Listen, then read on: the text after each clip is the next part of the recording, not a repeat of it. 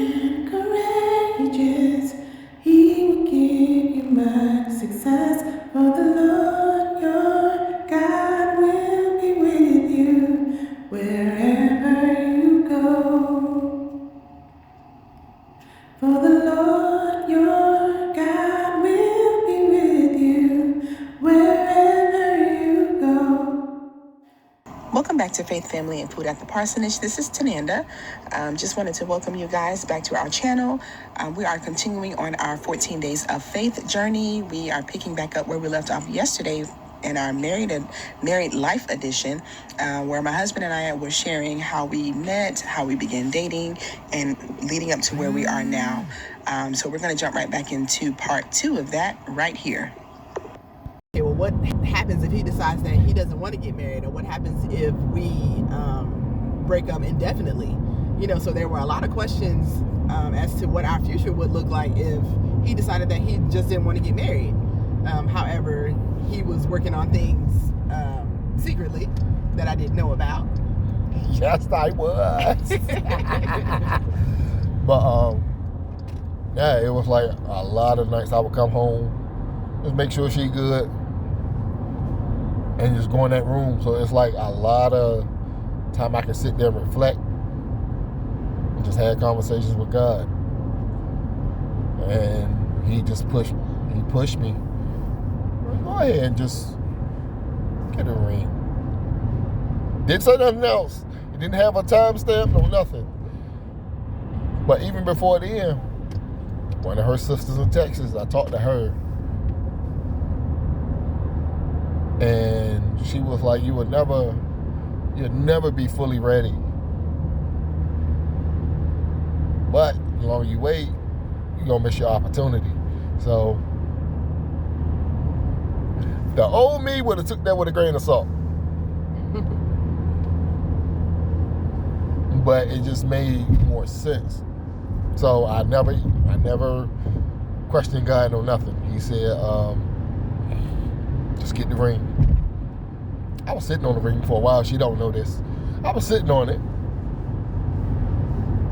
And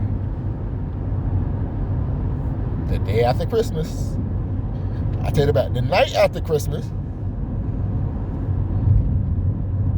I did it because he told me to do it. He told me that day. Like, some people like to have this big extravagant way of doing it, and that's fine. Whatever way you do it, that's fine. It's romantical. Like, and I will never put nobody down. But when I did it, she had night clothes on, no makeup on, no nothing. Definitely unplanned. If this was the most unromantic proposal ever, because he came home.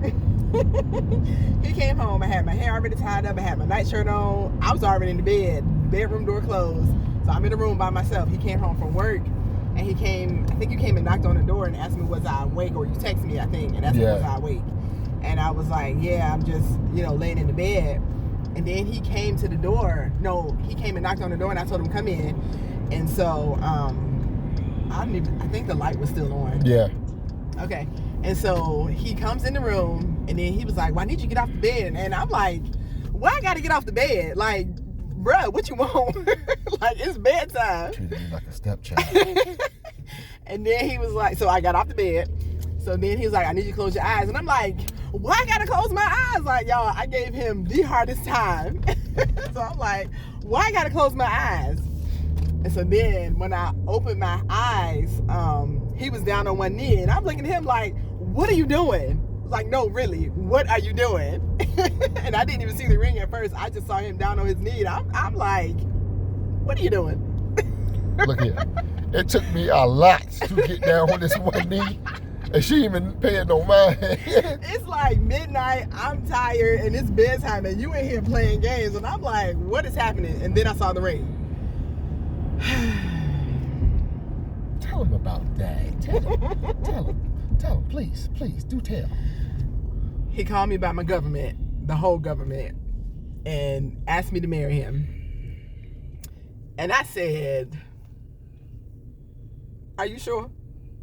No, really. Are you sure? So then I put my hand out for the ring, and then I pulled it back again and asked him, "Are you sure? Like, this is what you want to do?" Because I wanted to make sure that he knew that I wasn't forcing him to get married. I wanted to make sure that he was the one that wanted to get married. So yeah, that happened about 2 or 3, maybe 4 times. Yes. So all this time, he's still down on one knee. So finally I said yes. Look, I got bad knees, and she got me down here. Listen, I had to be sure. Be sure. And the ring was perfect because it was a heart with the diamond in the middle. Woo! Did you see that bird? No. Hopefully it's not on the front of your truck. Oh, Lord. Oh, Lord. You see Daddy? Yeah. But yeah, after going through all that, I said this with confidence. I had my confidence all the way up. But she finally said yes. Mm-hmm. I don't think she still believed it though, because she kept looking down like I was playing the game. Mm-hmm. I spent my hard-earned money on that daggone engagement ring. Like, I think she thought it was like, might have been a candy ring or something, I don't know. I was skeptical. Even the next morning when I woke up with the ring on my finger, I was still skeptical. You know what I did? I took a picture and sent it to her sisters. But I never told, like I didn't, of course I talked to the parents and they knew I was going to do it. They didn't know when. So I had already got their approval. So by this time, we went to, premarital counseling? Yes, we went to premarital counseling. We had set a date for August, 30th, 31st, something like that. Of that following year. So August 31st of 2020 was our official wedding date. And then we kind of talked to each other and we talked to the pastor, and it was like, well, why wait? Because we're already living in the same house. We already like sharing bills, and that sun is behind me, you can't really see me. We're already sharing bills and, already basically living in the house as if we were married. So let's just go in and get married. So we decided to do a surprise wedding, set it up as an engagement party on Super Bowl Sunday. So that was 2/2/2020. Excuse me. Got you. Here.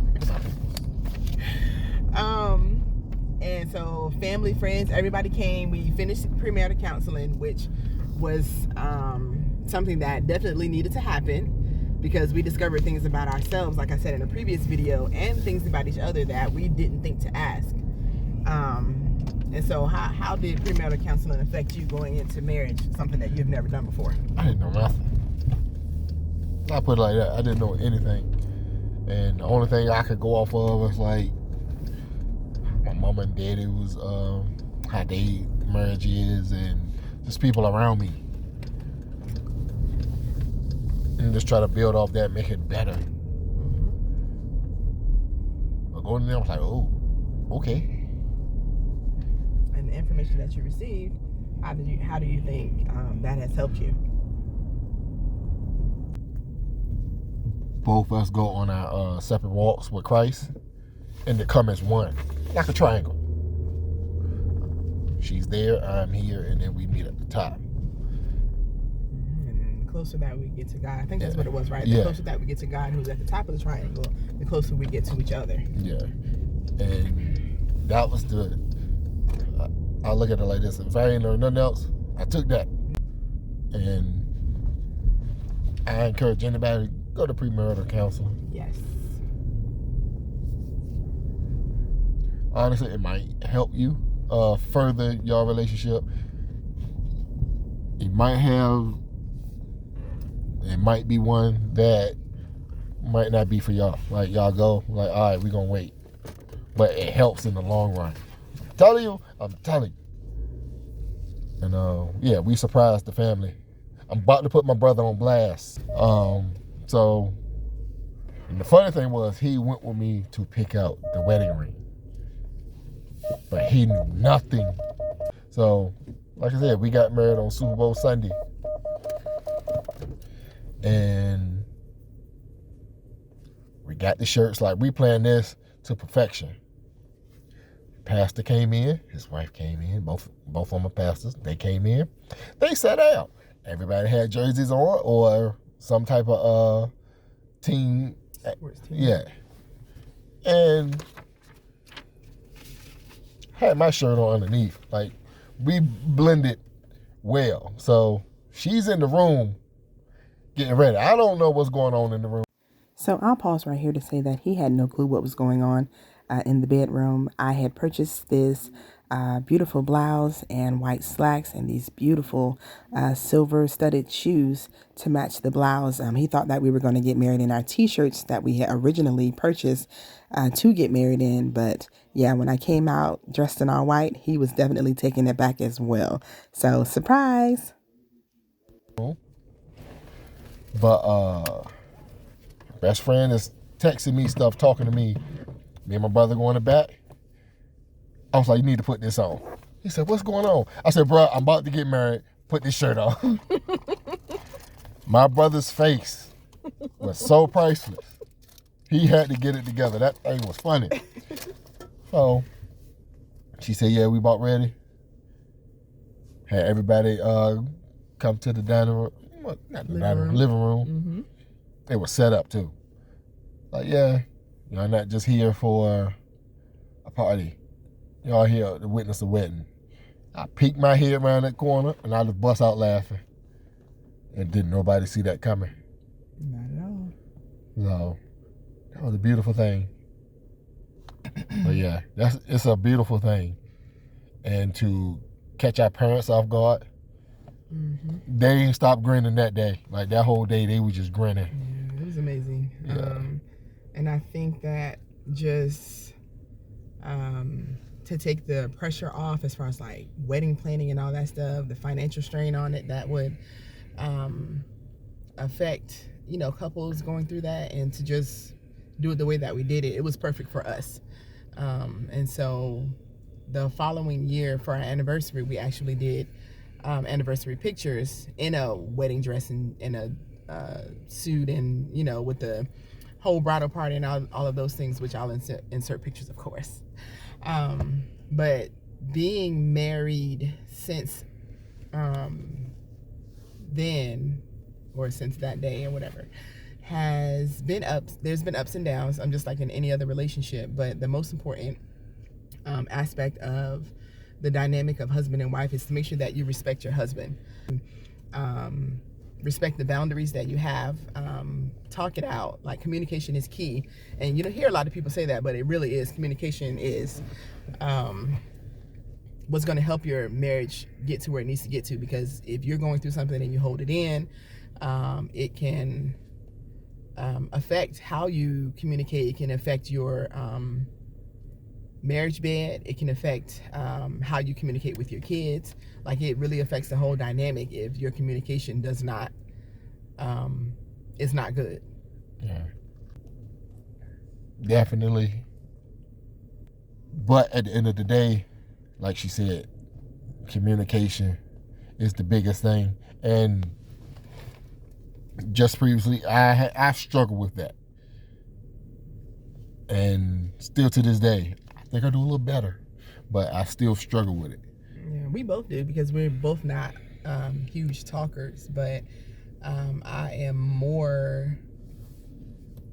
voice myself more in this marriage because I was previously married and I did not voice as much as I should have in that marriage, and I stayed in that one way too long. And so in this one, I found my voice, but in finding my voice, I'm still not disrespectful to him. I just know that if I hold it in, then it's just going to do us more harm than good. Yeah. So I try to encourage him to communicate as well, his feelings. I kind of know him, so I can read his face and his body language and all that stuff, but it's good to hear the words. Yeah. Basically, and especially the kids will pick up on it. Mm-hmm. That's the biggest thing. They'll pick up on everything that you're doing. And it's just, everything is a learning process. Mm-hmm. Like, she don't know everything and I don't know everything, and even though she still laugh at me. She laugh at me every day. Every day. Let me sit up. when I say she laugh at me every day, it's a good thing because she's the only one that can really talk about me other than my parents. But it's like to keep that joy is good because sometimes it's like we might have a bad day. I might have did something, and I come home, my spirits is down. Honestly, and some of the stuff I might be down, but it's actually funny. It might be funny to her, and then when I think about it, it's funny. And she laughed from a wholehearted place, deep in her soul. But it's like it's a beautiful thing to be able to come from work. Even on my lunch break, I come home. The kids be like, now these foster kids, so come in, hey, and come run and just hug me like. And now I can officially say, if they call me daddy, it's a great thing, right? It's a beautiful feeling. And she might say, hey, husband, or and that makes you feel good, like you feel wanted. And it's okay, I deserve that one. And it makes you feel appreciated. Like she said, every day might not like each other, but you can't go to bed with that on your heart. Mm-hmm. That's gonna mess the whole next day up and going forward. That's the worst thing you can do. Mm-hmm. So it kind of leads back to the communication part of it. So if there's something that was bothering you that day, if you don't open your mouth and say anything, then you carried it into the next day. It's like you wake up on the wrong side of the bed. So, and even in some aspects, it's like, even if I'm wrong or if he's wrong, it's like we kind of try to beat each other to the, you know what, it is what it is. We ain't got to be right, whether we wrong or right. Let's just, what we gonna do to make it better. Yeah. And so we talk it out, however many hours later it may take. But yeah, it's very, very, I think it's very rare that we go more than 24 to 48 hours with. It ain't been 24. Yeah, with something that's bothering us without talking to the other person. What's the longest? I think we didn't even go 12. It's not even been 12. No, it hasn't been 12. And then 9 out of 10 is so petty and so small, we laugh about it after the fact. Mm-hmm. And I know I've made more mistakes than her. And she'll beat me up, but once she beat me up, she's picked me back up and be more encouraging. What you mean beat you up? She beat me up. Like, I've made some mistakes, bruh. And she's... But that's what I needed. That's what I needed. And honestly... For the record, I am not physically abusive. I don't know what he means when he says I beat him up, but maybe it's, I'm communicating to him what it is. It's communication. Mm-hmm. But I know I was one I don't like to be told what to do, and it ain't even necessarily what to do. It's more so I don't want to be told I was wrong. Mm-hmm. And that's a pride thing. Yeah. Oh, that's a major pride thing. Mm-hmm. And like I said, that's what it feels like. And then at the end of the day, that's what I needed. And only thing I can do is get better and correct mistakes. Because mistakes are going to happen. Mm-hmm. Ain't nothing perfect. If it was perfect, everybody would do it. So now we are how many years in? This is, we in year 3? Yes. Okay. We're in year 3. Of our relationship, year 2 of marriage. No, this is year 4. Of what, our relationship? Yes. Are you sure? Yes. Oh, okay. So together 4 years, married 2 years, and... See? Sometimes I'm better with numbers than she are. So. Well, that's good. That means we're a match made in heaven. Or on earth. Anywho, did you even read the scripture? I'm sorry.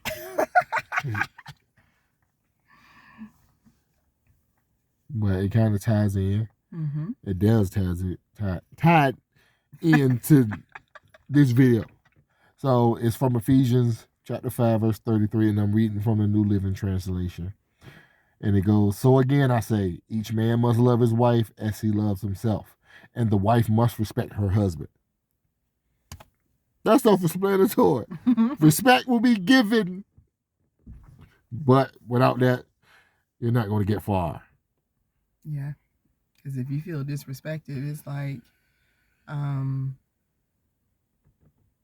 you're not going to want to come home to a disrespectful wife. You're not going to want to appreciate a disrespectful wife. Just like I'm not going to appreciate a disrespectful husband. So yeah. Love me like you love yourself. See. Let me stop. But yeah.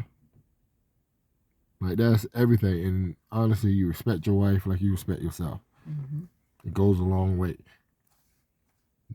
The good and the bad. It goes a long way. Yep. So it's more good than bad. So anyway, let's wrap this up. So we hope you guys got something out of this video and about something out of our marriage journey from the beginning till now. I'm trying to get the seatbelt on. And so remember to like, share, comment, and subscribe to our YouTube channel. Thank you guys for sticking with us throughout this 14-day journey of faith. And we talked about married life today because it is definitely a faith journey. I have to have faith that my husband is going to be the man of God that he was created to be. And that I'm going to be the woman of God that God created me to be. And together we are one. So that takes faith for me to believe and trust in God that this is the man that he gave me and that our relationship is going to make it. So each day when we wake up, it's in faith, knowing that at the end of the day, I'm going to come home and still have a husband and he going to come home. That's what I mean. This for life, bro. We ain't going to and still have a wife. Hey, I will. Like I said, whether we like each other or not, I still love him. However, there are some days where I don't really like him. Then when she laughed at me and all my downfalls and stuff that be going on. And that's both of us. So don't let him just. It's more me. No, I just say honestly, it comes from us just sitting there and we just be having a conversation, and I just say the most random stuff.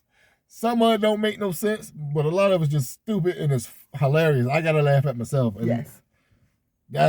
And it'd be the best time, but it'd be when I get off work. And you know what? And that's like key. Like make sure you keep laughter in your relationship. It definitely keeps you happy. There's always joy, you know. And it's like you don't even have to be doing anything. It's just if you can smile when your mate or spouse pops up in your mind, or if you can wake up in the morning and smile knowing that this is the person that you're married to for the rest of your life, then that means that you made a good decision in that aspect. Now, not everything is based on joy. There are some other decisions that you need to take into consideration when selecting the person that you are marrying. But the word of God says that he that finds a wife finds a good thing and obtain a favor from the Lord. So we are highly favored. Thank you guys for joining us today. Stay tuned. So we love you guys and we'll talk to you soon. Bye.